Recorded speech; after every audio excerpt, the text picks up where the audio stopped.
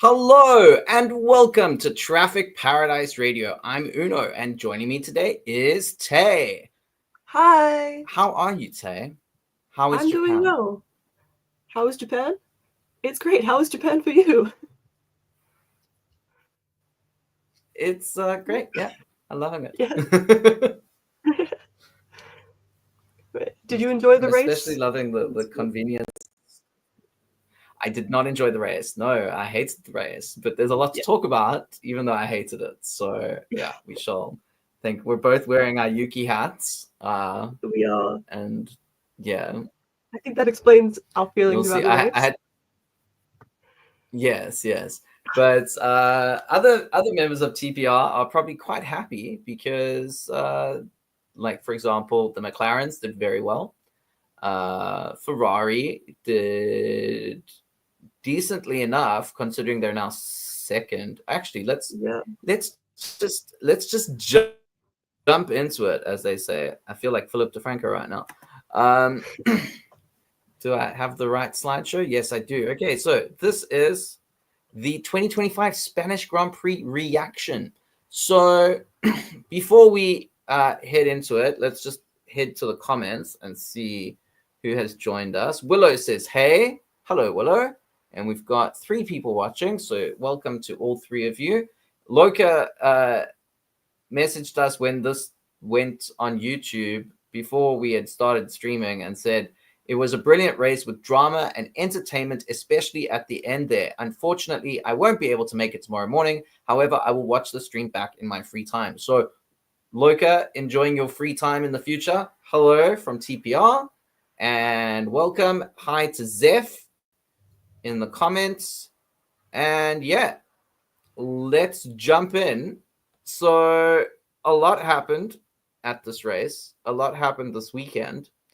Some positives, some negatives. And let's just first see how the final standings of the race played out. Obviously, Oscar won. Lando was not too far behind in second place, 2.5 seconds adrift. Not terrible considering he was kind of stuck behind Max for a while at the beginning. And one thinks, given how much time he lost there, he might have been able to actually do something towards the end if he had gotten ahead of Max earlier. But that unfortunately wasn't how it was working this weekend. So shame for him. And then we have Charles with his second podium of the season, I believe, his second P3. So I think so. Yeah.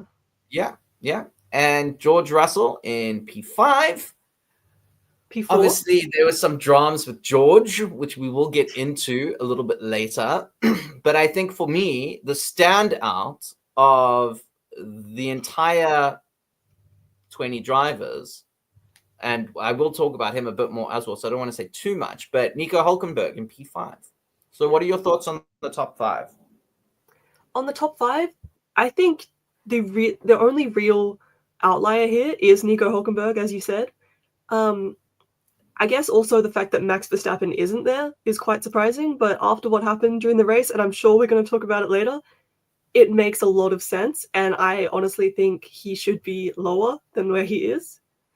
But yeah, I think Oscar, Lando, Charles, George, it's a predictable top 4. Not quite the order that we all predicted, but they were all on the podium predictions for us, and we'll get back into that later. Yeah, and then we've got Lewis in P6. It's gotta hurt to be beaten by a Sauber when you're driving a Ferrari. And overtaken on track by a Sauber too. It wasn't like it was a pit stop issue. Yeah. So, a bit awkward there for Lewis. And then Mr. Consistency in the midfield, Isaac Hadjar, P7. Someone who wasn't there, who's usually up there, is Alex Albon. He DNF'd. So Isaac sort of, well, I suppose Nico was is Nico even a midfielder? He's like a back marker. He's a back marker. Yeah, but I mean, so, Nico just like head and shoulders better than like the rest of the midfield and back markers this weekend. But Isaac being consistent again, getting into P7. obviously he benefited a bit. He finished P8, but everyone sort of from Nico Hulkenberg to Fernando Alonso benefited from what happened to Max. So, take that with a pinch of salt, but still, you got to be in the running to benefit from those sorts of things. So, well done to them. Pierre, P8. Fernando Alonso, first points of the season at no race. Sort of magical moment for him, I'm sure. And he was doing some interesting overtakes and stuff. I was quite enjoying his race. And he had a weird moment as well when he went off. Or was that in qualifying? I can't remember. I think it was. I can't remember, actually. I think it might have been qualifying. But I remember him going off and being like, whoa, this is not going to be his weekend. But he pulled it together in the end. And then P10, Max Verstappen. Let me know. I think let's just head over to the comments and see those of you who are watching and who can comment. Do you think that Max Verstappen's penalty was deserved? Do you think he should have gotten a more severe penalty? Or, as some people said, do you think he should have been given the black flag and disqualified essentially from the race? What are your thoughts, Tay? I'm not sure what the regular penalties are for something like this, but the fact that he only got a 10-second time penalty added on, should have been bigger. He only got a 10-second time penalty added on, and Ollie Behrman got the same 10-second time penalty for overtaking off track. That doesn't make sense to me. Like, clearly driving purposely into another driver and risking their safety is much worse than going around that driver and not giving them the place back. So I think it definitely should have been more severe. I think more penalty points, at least. And okay, so I wanted to mention that because he got 3 penalty points. Yeah. Which is like a lot. Usually you get 1 or 2. So 3 penalty points is quite severe, and it puts him on 11 penalty points. So, like, it could, if something goes bad in the next race for him, like, he's going to miss a race. And, yeah, we'll move on to the championship standings in a moment. But, he's already, this weekend, screwed him over big time in the championship.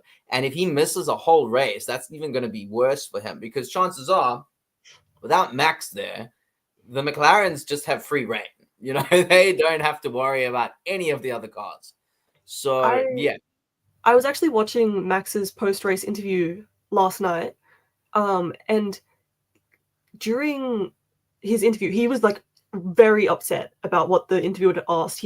She asked like if he ran into them on purpose, and she was like, "Is this going to ruin your championship chances?" And he was like, "If there even is one."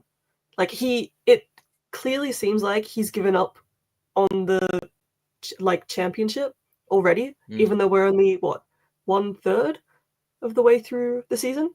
So he obviously thinks that the McLarens are just too quick, too consistent for him to even have a fighting chance. So I don't know what that's going to do to his mentality going forward, seeing it's already pretty severely changed from the last few seasons where he's been so confident. But yeah, I'm excited to see how his racing develops with this mentality.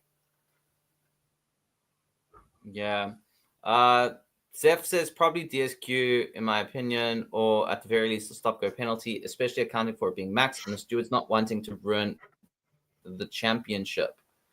So, yeah, I mean, as I said, we're going to talk more about it a bit later. There's like a segment about it later on. So for now, let's just move on to those who didn't get any points. Liam Lawson had quite a feisty race, I'll be honest. Yeah. And I'm quite surprised he didn't end up in the points because he seemed like he was almost guaranteed a points finish at one point, and had Max's penalty been more severe, he might have achieved that goal. But I thought, feisty, not perfect, but I did enjoy seeing what he was doing. It was interesting. And then I thought Gabriel Bortoleto actually drove really well this weekend. Yeah, definitely. He had a really impressive weekend. I was kind of after that safety car restart. I was like rooting for him. I was like, "Go get those points, boy! Go get those points! You can do it! You can do it!" You know. And then, unfortunately, P12. You know, even if Max had been disqualified or something, he wouldn't have gotten the points, but he would have finished P11 at the very least. And yeah, I thought he did very well. And then Willow says, let me put it up on screen. Both Sabers were amazing this weekend. And yeah, I got to agree with that. They were phenomenal. The and then let's look at those wonders. Yeah. And then we got to look at those who weren't so wonderful now. Unfortunately for us, Yuki Tsunoda. Yeah, I mean, he was okay in the race. You know, there were a few nice overtakes. Strategy was wrong. They should have, I feel, run him longer on the mediums or kept the mediums for later on in the race. I don't know, but the strategy wasn't right. Obviously, we know quali was a big mess up for him, and the team kind of like, I think it was Pierre Wache said, yeah, that was our bad. We put him on this whole new setup that was completely wrong. And you could tell it was wrong because they changed everything in Parc Ferme. That's why he started in the pit lane. Not that it would have made much difference. He was P20, you know, with just Lance Stroll not making it onto the grid. So, yeah, it wasn't great for Yuki. I don't know if you want to say anything about that. Yeah, I pretty much just the same as you. Like, it was very upsetting to watch as a Yuki fan. And even as non-Yuki fans, just before this, I was scrolling through TikTok and I saw an account, just a random account, not a Yuki fan. I think they were like a George fan or something. And they were filming their screen and they were like, God, no, not another pit stop for Yuki. He can't handle another pit stop. Because he went in 3 times before the safety car. And then he went in once on the safety car as well. He did a 4-stop race. I think Max did the same. But Yuki was on mediums at the beginning. He shouldn't have had to do the 4 stops. It was crazy. I remember just messaging everyone and being like, another one? Another one? Another one? Yeah. Crazy. Oh, have we lost you? Oh, yeah, you're back? Yeah. You froze for a second there. I'm back. Sorry. I did disappear briefly. I apologize. Yeah, no, the pit stops were just like, at the end, I was like, why? Why are we doing? Like, I don't know why they put under the safety car. His tires weren't that old. And like, the only way he would have, you know, considering he finished P13 after the safety car thing, if he hadn't pit, he might have been P11, P10, you know? Or that would have been so awkward if Max had been penalized and Yuki ended up being in P10 and he dropped to P11 or something. That would have been hilarious. But anyway, we won't go there. So yeah, I mean, it just miserable weekend for those of us in Yuki Nation. And then I think Carlos Sainz would have been disappointed with how his weekend went. I think Williams would have been disappointed with how their weekend went. For Carlos, especially, it was his home Grand Prix. Just they didn't seem to be anywhere this weekend. Yeah, Williams, everyone expected them to do well. They've had a fast car, and this track is about the car, really, not so much. Obviously, the driver plays a big part in that, but it is a car track, not a driver track. Like Monaco was a driver track. And Williams has seemed fast, but they were just nowhere. It's very disappointing for them, I think. Yeah. And then we've got Franco Colapinto, a bit of an anonymous weekend from him. He qualified P19, finished P15, and that's with did he qualify P19 or was it P18? I can't remember. Lance, I don't know. But I mean, essentially he made up 1 place over the whole race. You know, I mean, if you discount the DNFs, you know, if you don't take those into account, he made up like 1 space. So like, you know, big deal. And then the Haas boys, just nowhere, absolutely nowhere. I don't even know what happened here. Yeah. I know they had a bit of Very a battle with Liam Lawson. One of them at some point had a bit of contact, I think. Liam Lawson seemed to have contact with a lot of people. Yeah. As I said, feisty. Yeah. Yeah, I think did Ollie get damaged from that battle? I think so, yeah. Yeah. I think that might have been. Yeah, actually, now that you mention it, I remember seeing his wing going, like, bits of his wing flying off. So yeah, that's probably would account for why he dropped down. Because he probably had to go get a new wing, and that would have taken like a good 10, 20 seconds to do. So that would explain where he ended up. Yeah, and then we've got obviously Kimi Antonelli DNF. It's appeared to be a engine issue. His engine, just the power unit, just said no, thank you. Alex Albon, he had some damage from.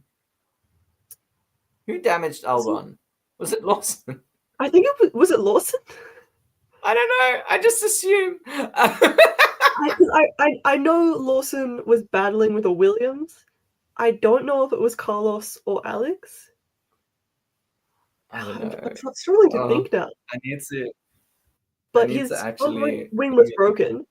They called him in to retire, and then he had to serve the 10-second stop and go. And then, oh yeah, Willow says it was Lawson. Yeah, and then he did one lap and then retired. That's crazy. Okay, but in fairness though, Alex got the penalty, so he caused his own damage, not Lawson.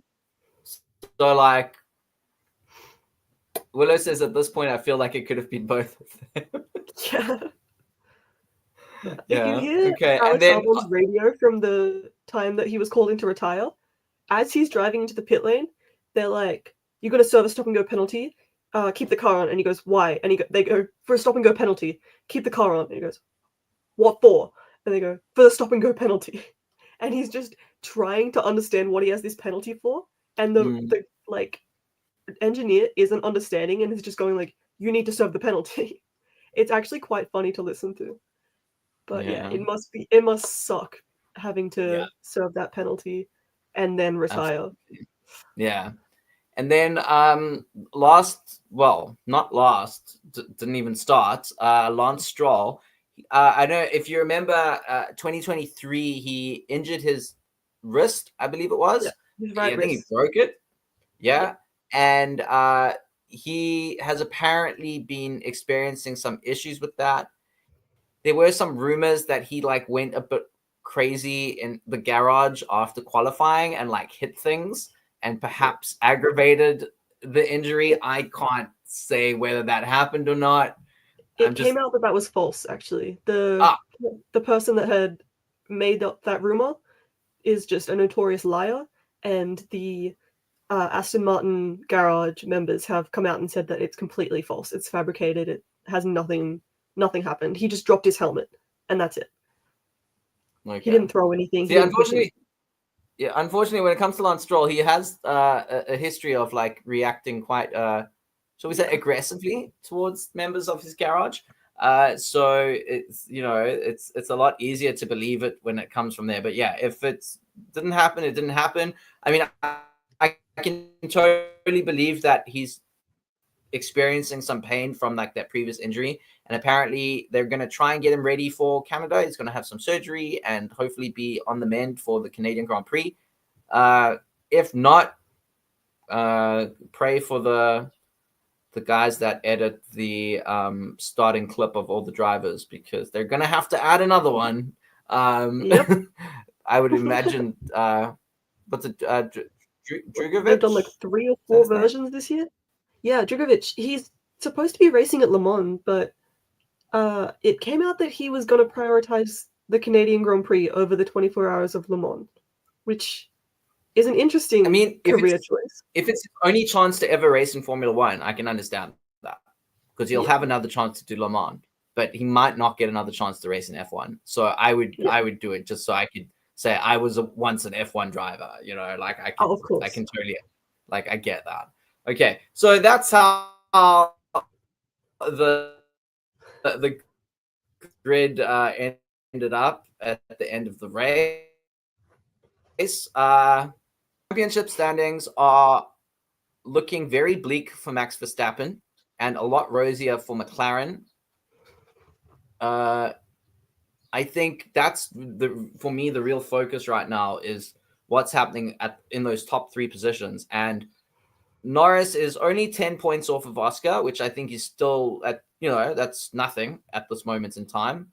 That's a P1 and a P3 in a race, that could easily happen and that would change. So I think Lando's still very much in it. Oscar's obviously leading.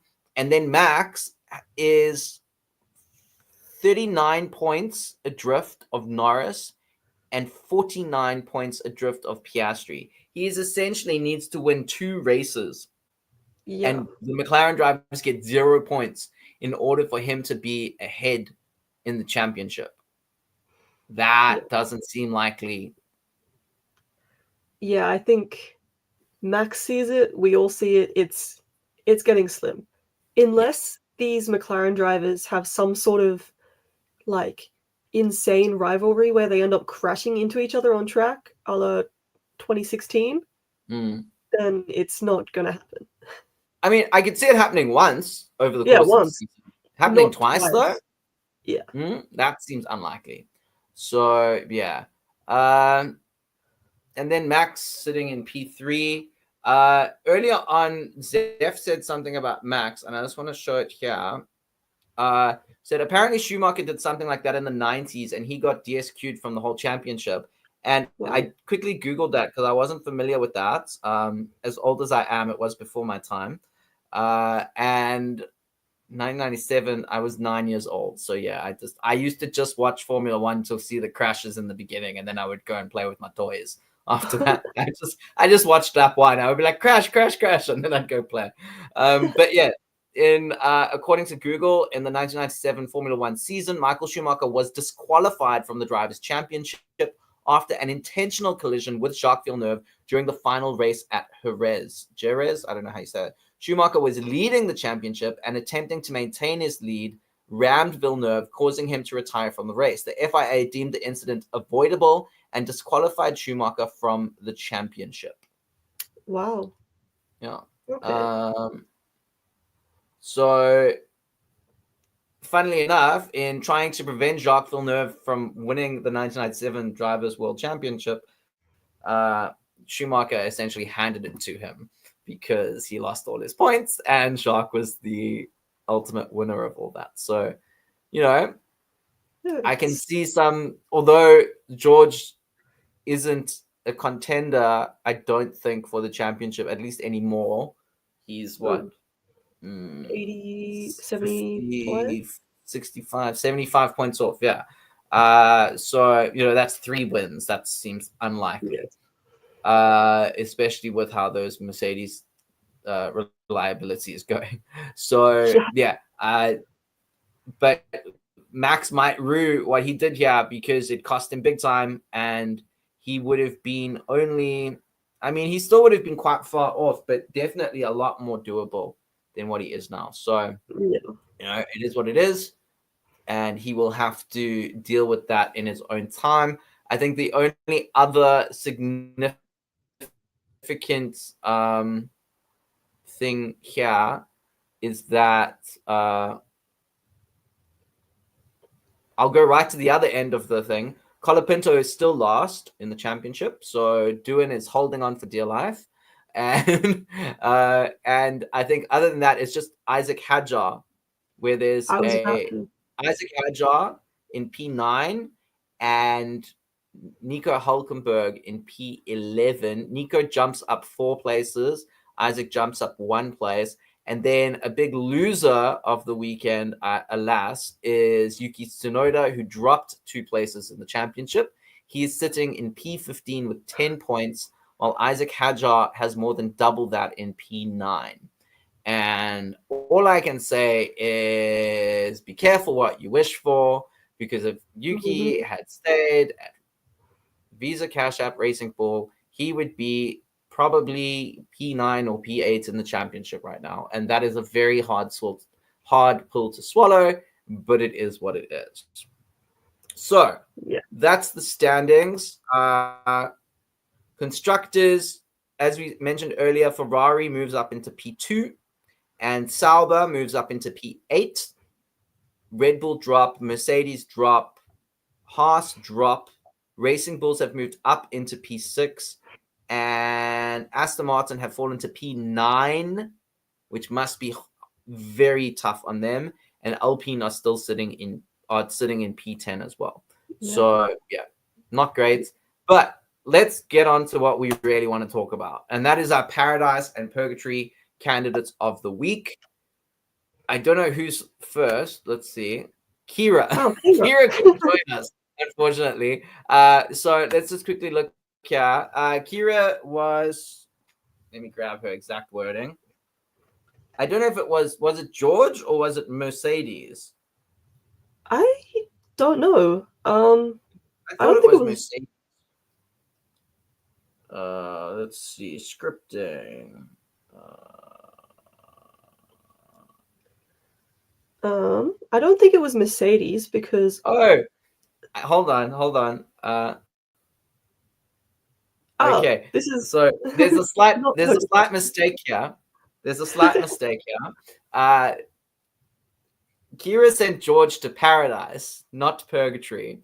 There's been a whoops. So sorry, George. yeah. George, imagine instead of George, imagine Liam Lawson because that's who she sent to Purgatory.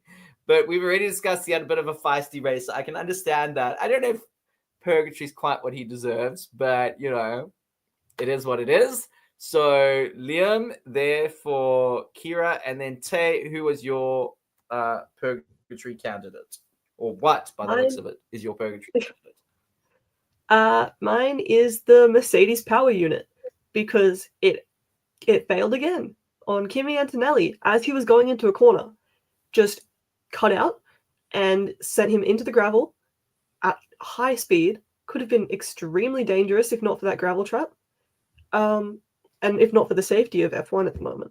But the Mercedes power unit just keeps failing for every team that has this Mercedes power unit except McLaren. I don't know what's happening, but they need to fix the reliability of this thing if Mercedes want to have any hopes at top 3 in the championship, because if they keep failing, Red Bull could overtake them, genuinely, even if they just do have Max's points. I don't know. I think it's not the most likely situation, but it could happen. That Red Bull overtake just because of these reliability issues, and we don't want that to happen. No, unless you're a Red Bull fan. Yeah, I mean, I'm like obligated to be a Red Bull fan, although well, we'll get to on that note. You don't want them to go up in the championship based on another team's reliability, not on the abilities of our team. Yeah, I want them to jump up because Yuki gets like 3 wins and like 5 podiums. Yeah, exactly. Mercedes' bad engine. But on that note, my Purgatory candidate is Max Verstappen because my goodness, what a little crybaby he is.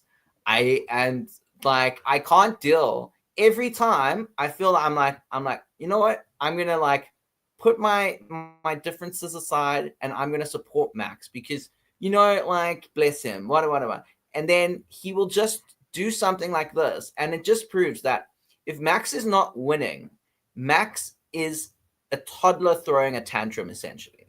He cannot deal with the fact that he doesn't always get his way. When he gets a penalty, it's the whole world is against him and the stewards are idiots and everyone's out to get him, you know. And then when and in fairness to Max, his race engineer should not have told him to swap positions back with George. Okay, I think everyone is in agreement that Max was fine with that. Like, he didn't need to give it back. I don't feel like he did anything wrong there.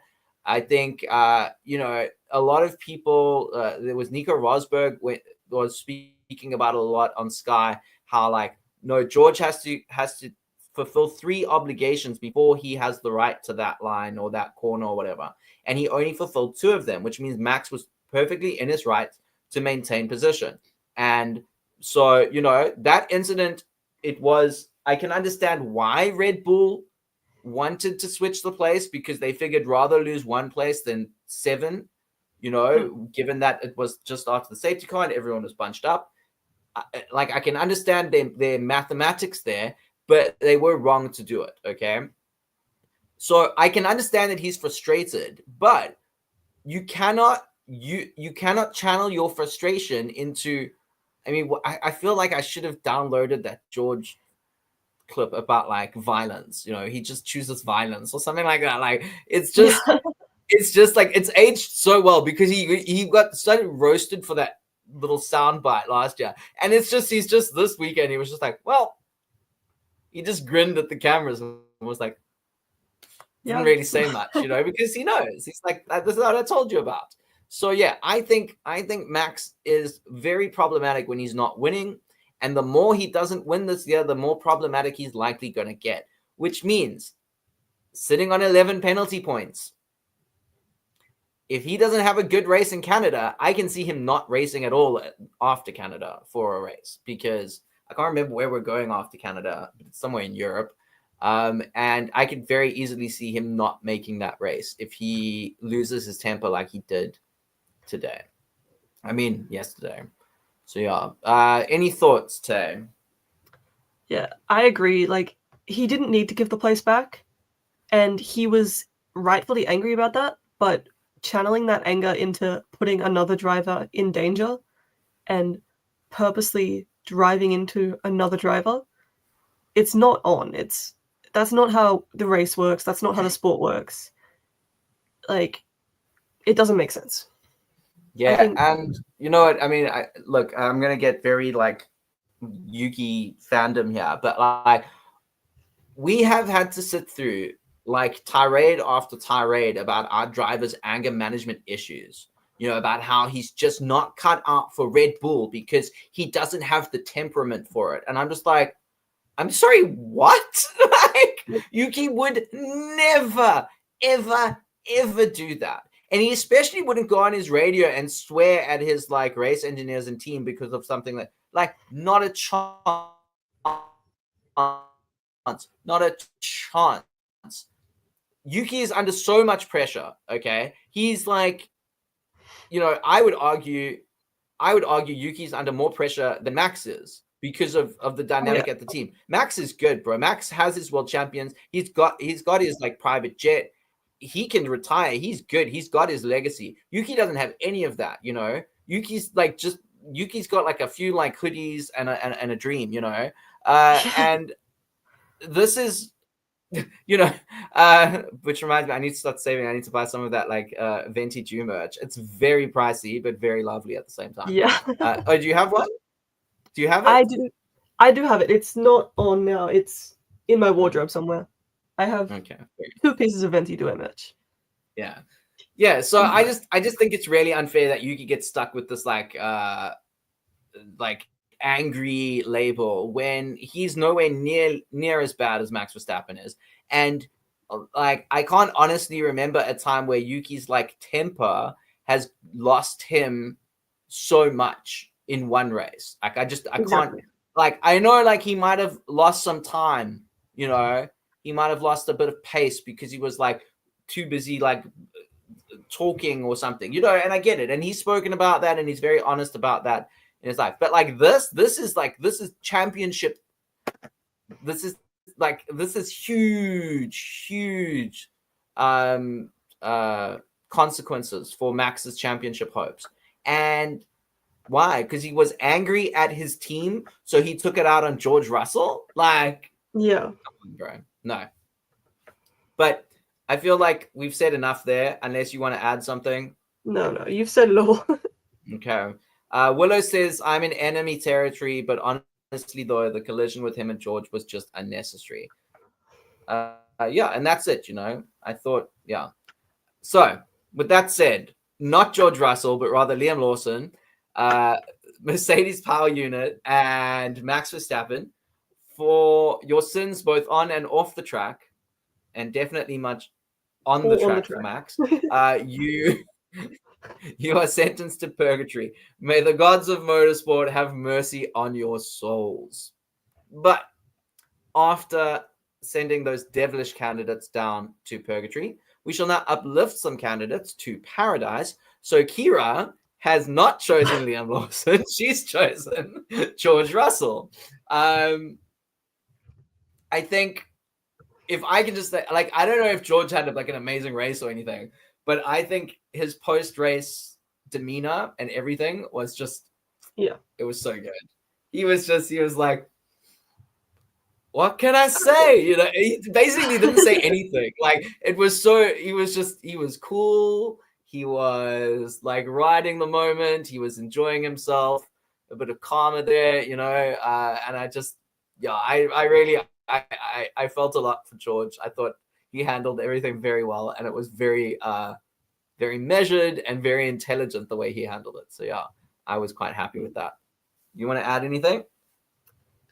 Not really. I just think George, like he always is just consistently in the top 4-5 drivers, and he's just done it again. Yeah. That's all I've And got to took a well, he didn't really do anything. He just was an innocent bystander to a whole bunch of craziness. But anyway, okay, so not Liam Lawson, but George Russell in Paradise from Kira.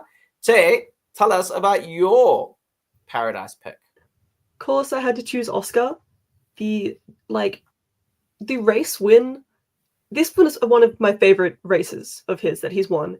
That safety car restart. I know a lot of people didn't like it.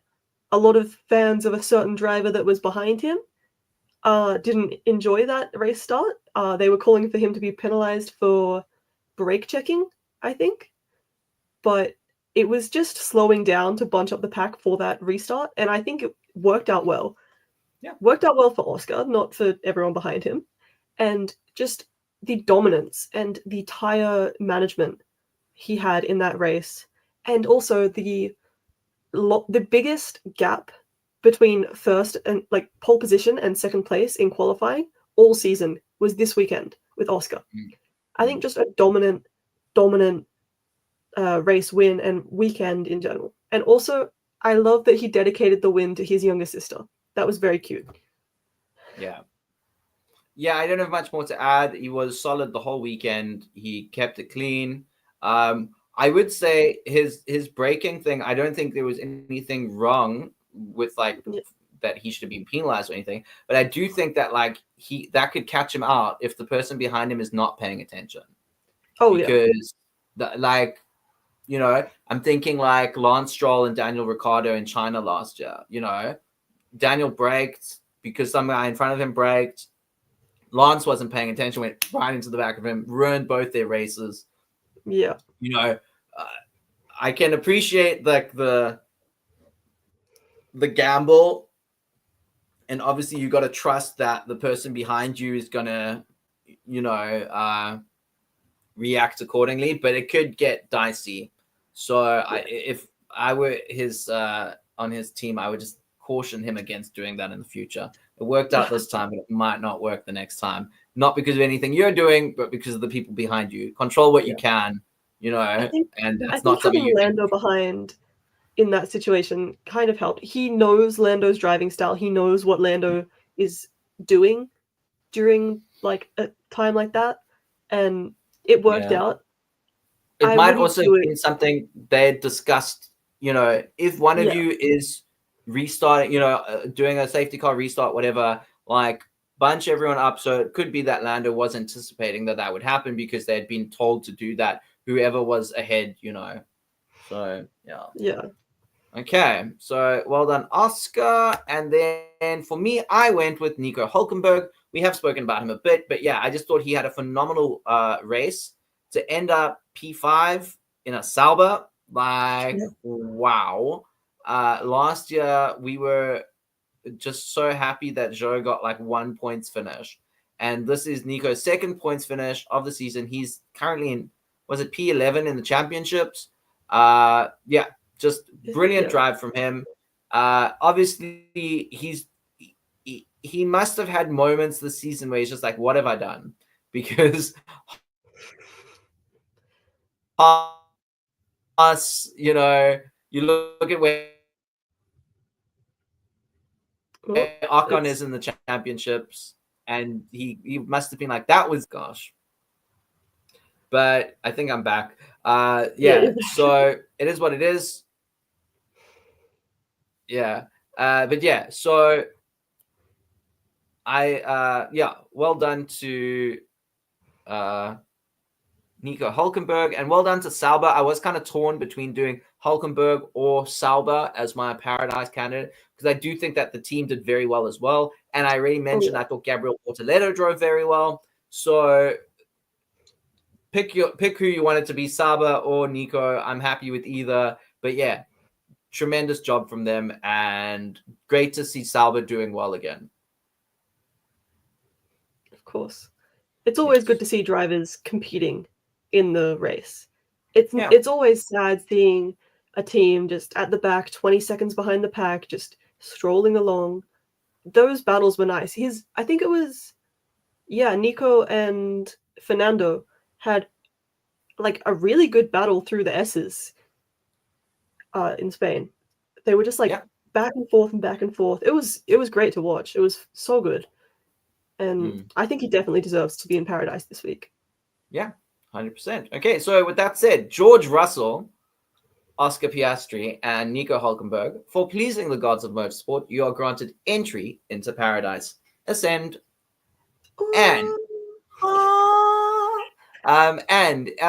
if you want to let us know in the comments down below or in the live chat, who are your candidates for Purgatory and Paradise this weekend?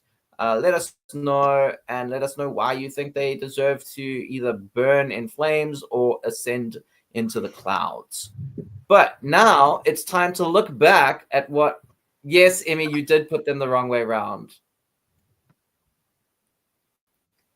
Yes, Immy. Look here, Immy.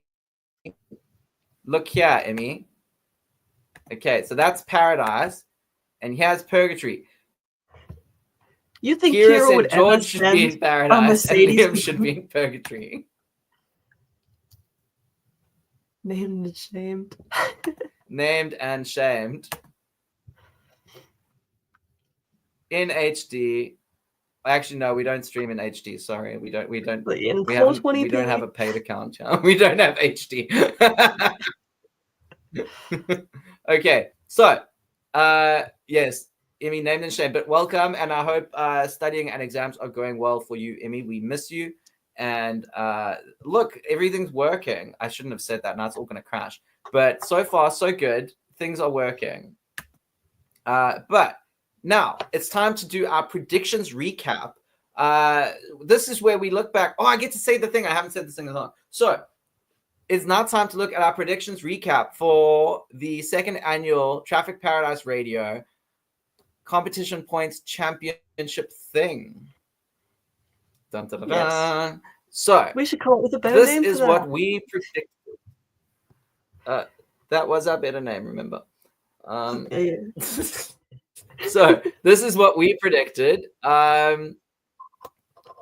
We really just went the entire thing. Everyone projected McLaren, and I mean, in fairness, we did pretty well because Oscar got P1 and Lando got P2. So good, well done to TPR as a whole, but obviously particularly well done to you, Tay, to Neve, to Kira, and to Lacey for predicting Oscar. And Immy, like, what was going on there? Like, your guy, no belief in your own guy? Come on, man. What's that about? I see your profile picture. Yeah. So yeah, I think pretty straightforward pole position predictions there. And Tay, Neve, Kira, and Lacey all get a point for that. Podium, third place. A lot of George, a lot of Max, and a couple Landos. No one. I don't think Charles really expected to be on that podium until like the last few laps. So possible. But yeah, everyone got that wrong. P2, we had Max, Charles. So we did get a Ferrari in there, but just one place wrong there for Neve. Myself, Immy, Lee, and Lacey all predicted that Lando would come P2. And Kira and Tay, you predicted Max for P2. And Willow predicted Oscar for P2. So Uno, Immy, Lee, and Lacey all get a point. Yeah, a pretty standard prediction there. P1, just couldn't have been more wrong on my part. But Tay, Neve, Immy, Lee, Kira, Lacey all predicted Oscar, and they were all correct. Willow predicted Lando. That was a lot closer than my prediction, which was Max Verstappen, who finished in P10 with an extra 3 penalty points added to his account. So, yeah, that was awkward on my part. But before we move on, can I just say, if like the Max Verstappen, George Russell, like the restart, if like Red Bull didn't put Max on hard tires, I would have got a perfect prediction weekend in terms of the podium and the pole position. Because, well, actually, no, I think, yeah, if Max overtook Lando, I would have had the perfect podium, I would have had the perfect pole position, and then Red Bull decided to put him on hard tires, and just, he went backwards. And then he decided to drive into George and get a penalty. But I was so close to perfection. Sorry. I was so mad. I do think Neve gets a point. So Neve had Oscar, Charles, and Lando. Yeah, Neve gets an extra point. So what happens if you predict the podium but in the incorrect order, but like the 3 drivers in your predictions are on the podium in some different order, you get an extra point. So Neve is the only one who picks that up this weekend. So congratulations, Neve. And let's move on now to our wild card predictions. Mine is hilarious. So okay, but first of all, let's see who got it right. Tay, what was your prediction? Mine was that Carlos Sainz would score no points. When I made the prediction, I did forget it was his home race, and then I felt really bad about it. And also I really my whole prediction was based on the fact that Yuki would score points and then overtake him in the championship, which didn't happen. But I mean, I guess I got a point for the prediction. Yeah. On the opposite end of that, Willow predicted that Fernando Alonso would get points and being at his home race. So that was a great prediction for Willow. Lacey predicted Sauber points, I'm assuming, given the graphic. And Lee predicted, that was bottom 5 teams or like a midfield clash, essentially, which did happen with Liam and Ollie.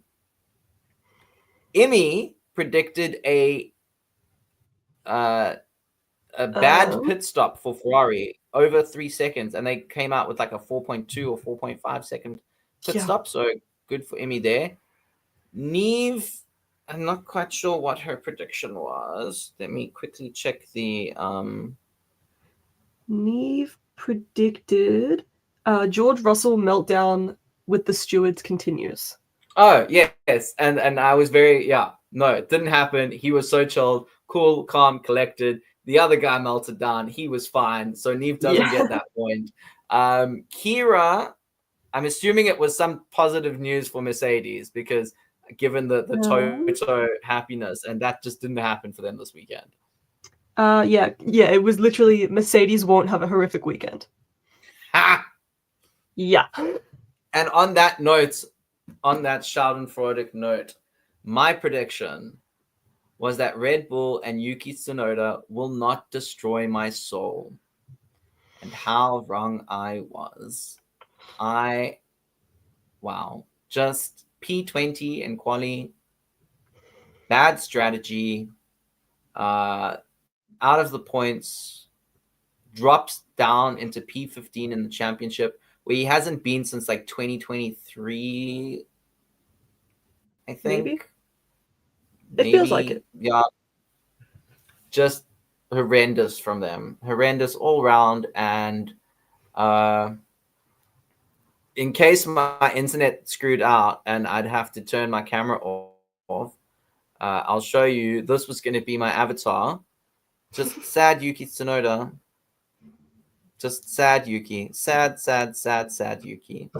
So yeah, that's my vibe right now. And there's nothing more I can say, really. It is what it is. It's a very sad time. I actually have some lavenders in my room, so I might just go hide behind them later and cry, because that's how I feel.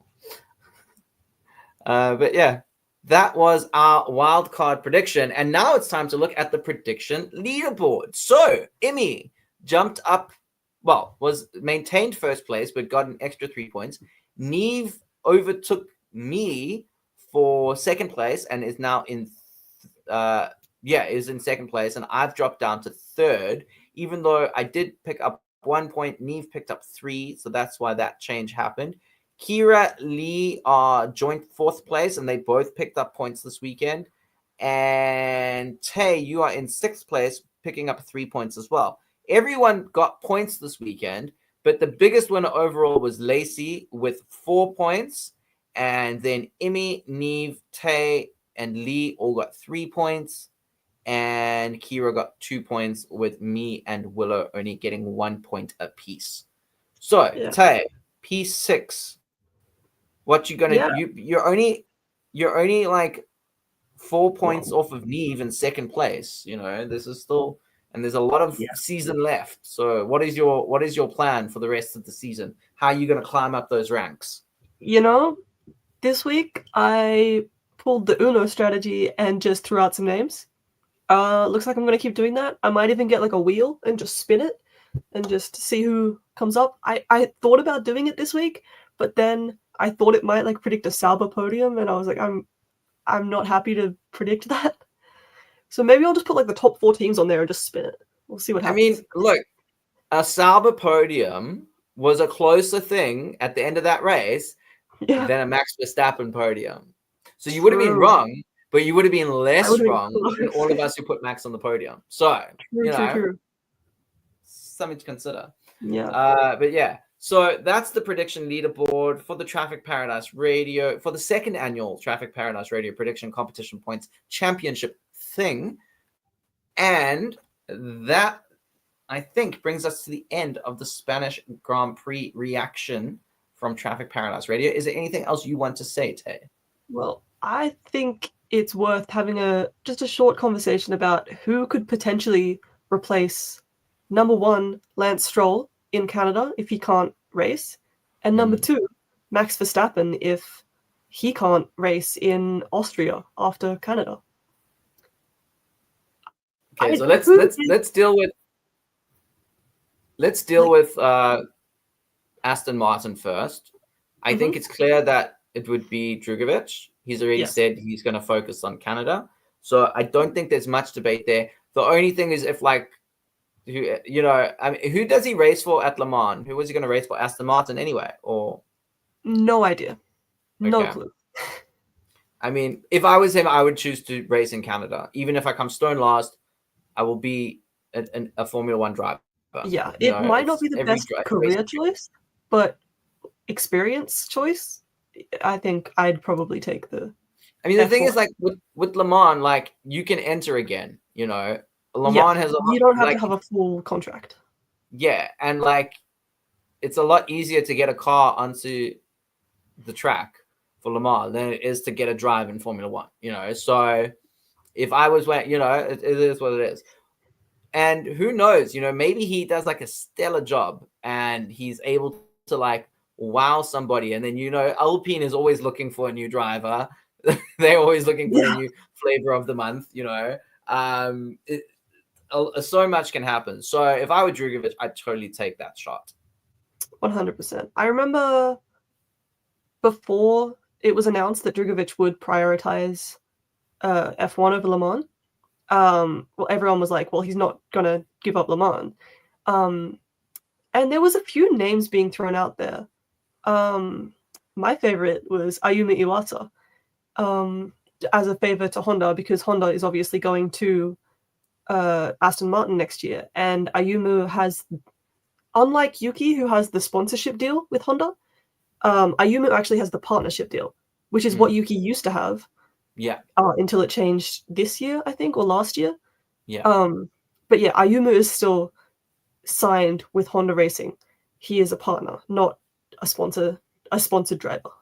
So I think it could happen. I don't know how much Red Bull would want to give away one of their reserves, but I can't see Red Bull agreeing to that. I really can't.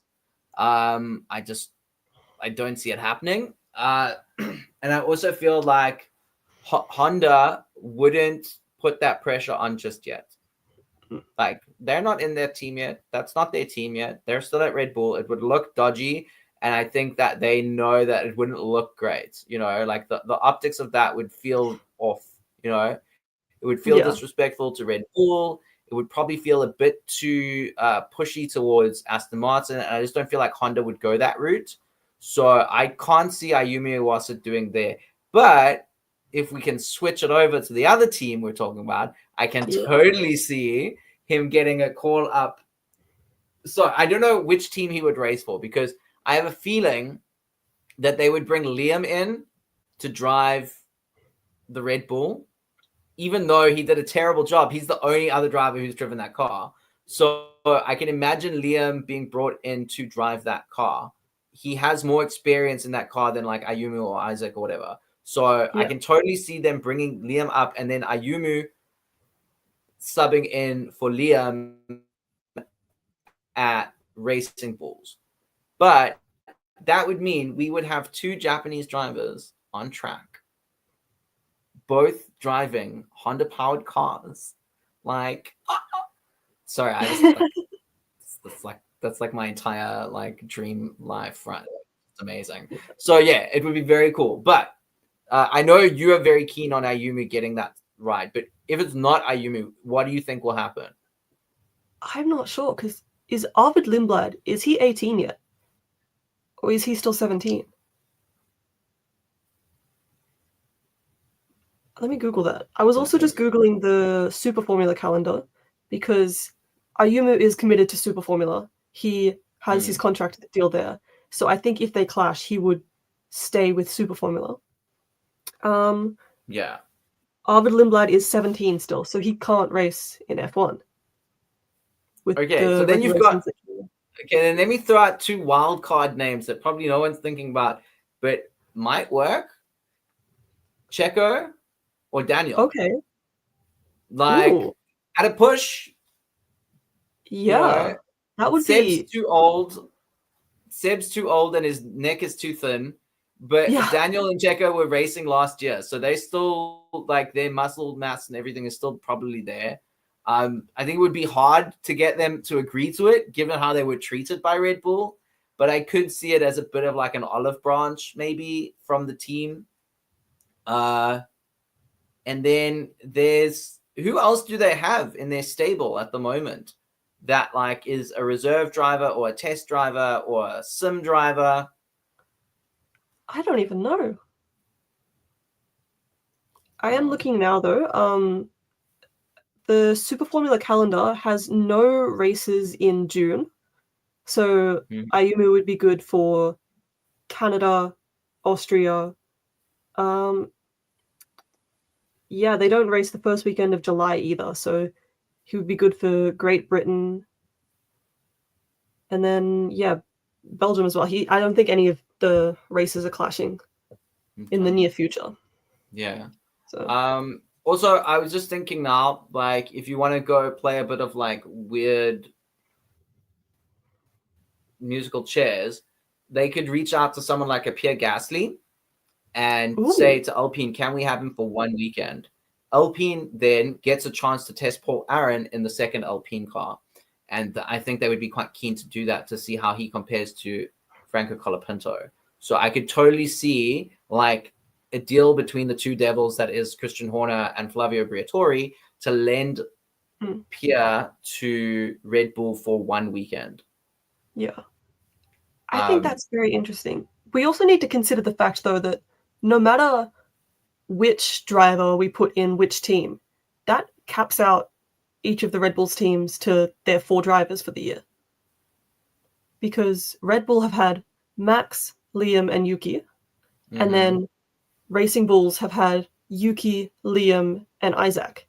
So if you put in another driver to replace one of the main drivers, that's your 4 caps, so they can't change again. So I don't know if they would put in Isaac. I know that people have been saying put Isaac into Max's seat and then put someone else into the Racing Bulls, because that caps out all of their seats.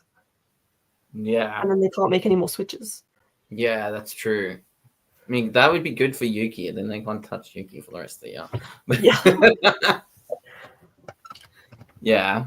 Interesting. But that's all conjecture until such a time as Max Verstappen gets handed another penalty point. And it has to be within the next 2 races, because after that, 2 of his points fall away. I mean, he'll still be on 9. So if he picks up another 3 in one go, he would be, Yeah. So yeah, let's see how it plays out. But yeah, I think it's interesting times ahead. Certainly, if you're an Oscar Piastri or Lando Norris fan, it's a very interesting time ahead. If you are a Red Bull fan, it's a very tough time ahead. But it is what it is. And we will endure throughout the season, no matter who's winning. So please make sure you subscribe so you can catch all of our prediction videos and reaction videos, as well as other content that we may put out from time to time. And please leave us a like if you enjoyed watching the stream, or if you're watching it after the fact. Leave us a like. Leave us a comment telling us what you thought about the race, especially about the Verstappen issue with George Russell. How do you think that was handled? Do you think the stewards were too lenient, too harsh, or just right? And yeah, we will see you again in a little bit over a week, probably the Wednesday before the Canadian Grand Prix. So we're going to have a little bit of time off, and we will catch you later. So yeah, thanks to everyone for tuning in. Thanks to Immy for doing the graphics. I can see right now on the stream it says 0 people are watching, but hopefully that will change when it's up on the when people can watch it in their own time. But yeah, thanks to everyone. It is like early, it's like 10 o'clock in the morning or something in Europe, so fair enough. 10 o'clock on a Monday as well. Yeah, people are doing things. Meanwhile, Tay and I are thinking about what we're about to have for supper, because it is, well, it's not actually dark yeah, but it's definitely getting darker. Oh, it's dark for me. I mean, it's not the sky's light. Dark blue. Yeah, that's what it's like for me too. Yeah. So from Tay and I, good night. From everyone else at TPR, good morning, I'm guessing. And thank you so much for tuning in. All that's left to say is bye-bye. Bye-bye. Oops, I'm supposed to play the music. Hold on. I forgot to do that. I haven't done this thing for so long. Let's go. It's right. I've got the music going. Let's play the music. No, we're here.